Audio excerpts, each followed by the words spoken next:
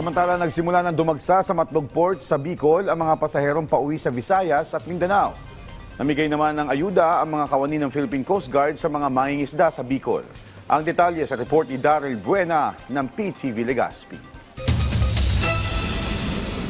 Sasalubungin na ng ating mga kababayan ang bagong taon na kung saan ang iba ay pauwi na din ng kanilang mga probinsya para makapiling ang kanilang mga pamilya at sabayang salubungin ang pagpasok ng taong 2026. Nag-umpisa na din ang pagdagsa ng mga biyahero sa Matbog Port sa Sorsogon na pauwi ng Visayas at Mindanao.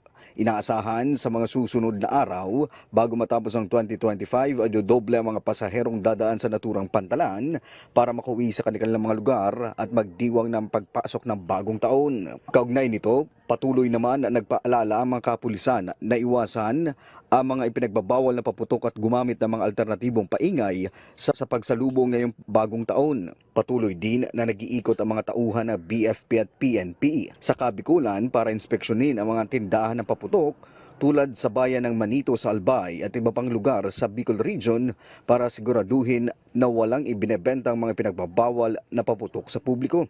Samantala, kasabay ng naging pagdiriwang ng Kapaskuhan at pagbibigayan, pinangunahan ng mga kawani ng Coast Guard sa Kabikulan ang pamimigay ng ayuda sa mga kababayan natin lalo na sa mga mangingisda mula sa iba't ibang bahagi ng rehiyon. Mula sa PTV Legazpi, Daryl Buena para sa Pambansang TV sa Bagong Pilipinas.